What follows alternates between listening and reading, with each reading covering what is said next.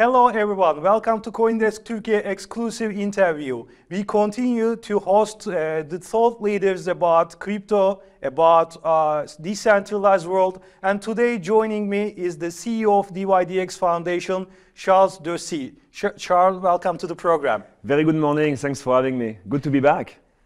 Good to be back, Charles, because we met like 10 months ago and we discussed about the opportunities for the decentralized world as well as dYdX. What happened in these 10 months? What developments do you see in the crypto world and also in the decentralized world in particular? You know, there is never a dull day in crypto industry, right? So in 10 months, so many things have happened. I think really what kind of caught my attention is obviously a lot of regulations and regulators progressing on the FTX kind of investigations. So the centralized exchanges are getting much more attention from regulators. I think this is one thing. What is interesting also is with the change of interest with the US Treasuries, for example. We see more and more real-world assets and treasuries being part of DAO investments, being tokenized. So I think it's the change of economic dynamics as well as regulations is still giving some good potentials and good use cases for essentially bringing real-world assets. So really to highlight to me, regulators working on regulations and pursuing their works all over the place, as well as more real-world assets coming. And if you look at the numbers, the size of the bond market today tokenized on blockchain, is getting really way bigger. Right. On the dYdX side, we've been very busy to work on the dYdX chain, which is upcoming. We celebrated in July $1 trillion accumulated volume at dYdX. So we enter this very privileged club of applications, of crypto projects with a clear product market fit, and as well a very strong signal that DeFi is here to stay and is going strong. Yeah, I would like to dig down a little bit about these regulation issues and some of the things that happened in the last 10 months, because we have been seeing centralized exchange have been hit a lot with these regulations, and they have been questioned a lot. We have been seeing a lot of different stories about that. Do you think that this is bringing a kind of a competitive advantage to the decentralized world and the DeFi world? That's a great question. Will all the business move to DeFi? Probably yes, but the timeline, I'm really unsure. Are we talking about a 5 years timeline, 10 years timeline? Not everything will move suddenly to DeFi, right?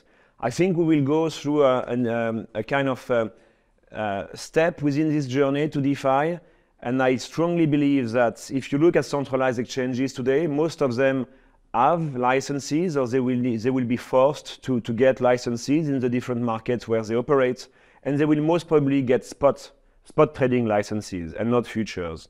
So what I believe is the centralized exchanges will keep reinventing their business model, and they will become a gateway to DeFi. Because they have already a large user base. This user base wants to do like spot business or maybe centralized type of products. But the user base from these centralized exchanges also wants to explore DeFi.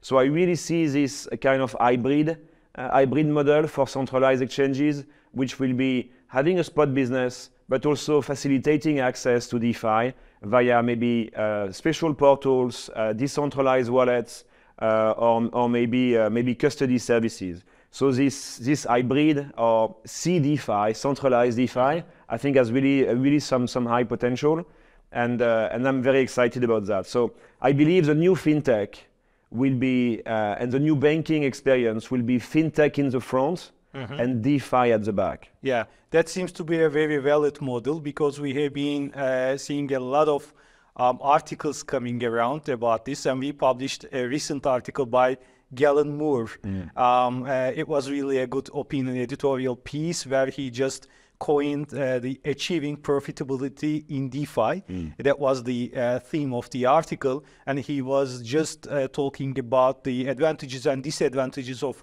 competition. So according to article and according to the conventional wisdom, it is very important to find a competitive edge to a product market fix. And if you have the right product market mix, then it will be really, really a strong competitive advantage for the DeFi companies. So as dYdX Foundation, what is your approach to product market fit, and what is the advantage that you convey? The product of dYdX is built by many different teams at the same time. I think there was a moment within the history of dYdX when dYdX needed to decide, would dYdX remain some kind of DeFi experience with centralized infrastructure, or will dYdX be totally DeFi? At some point, you need to choose. You cannot sit in the middle. And I believe dYdX took a very opinionated decision, and a good decision, some years ago, when most of the engineers have been dedicated to build a pure DeFi experience. So this is what we're building right now with the dYdX chain, where we keep progressing into the decentralization roadmap. The dYdX existing today on Ethereum have an off-chain order book sitting on AWS servers. This is public information. The new dYdX chain will enable the dYdX protocol to decentralize the order book. So the order book will be sitting on the top of validators. The sequencer will be decentralized when the time comes. The chain will be run by 100 of validators.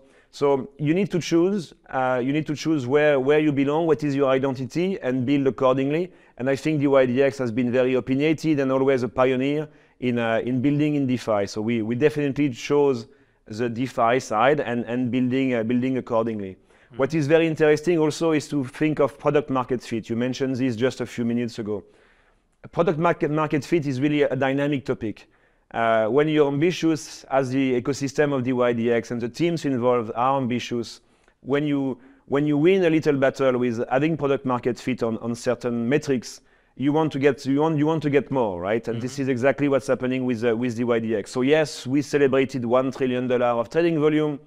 Yes, there is tens of thousands of users of the dYdX protocol.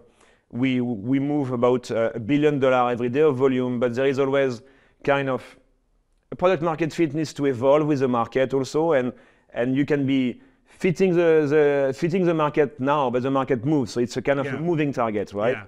So what we are excited about is the launch of the dYdX chain, where people will be able essentially to secure the chain, the dYdX chain, and receiving all the fees from the protocol. So all the fees of dYdX collected by the dYdX protocol will be distributed to validators and stakers. So that's a very big change of token economics to really align the stakeholder agenda and the stakeholders' missions together with the protocol. Yeah, you just gave a brief information about the dYdX chain, but I think 10 months ago when we last met, you were about to move to the Cosmos as well, Cosmoverse as well. So how is this transition going? At what point are you in?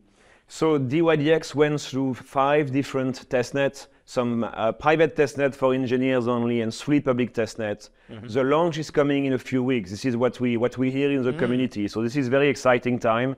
There is more than 30 different people and organizations around dYdX which are here this week in Istanbul. So it's a very busy week and also a very happy week because we get to meet each other. So the new chain, dYdX chain, will launch. People will be able to bridge their dYdX token, and they will be able to stake with validators to secure the dYdX chain. As I mentioned earlier, 100% of dYdX fees will be distributed to validators and stakers. So if you look at the numbers of the protocol, last year, for example, there was more than 100 million of fees collected by dYdX. So if the history repeats, there is no warranty on that.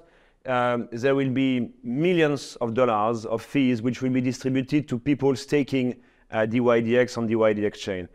These fees will be paid in USDC, so it's also interesting to capture that the rewards to validators is not coming from inflation. The rewards from validator is coming from fees collected by the exchange run by the validators. So it's also a very interesting point of having a product market fit.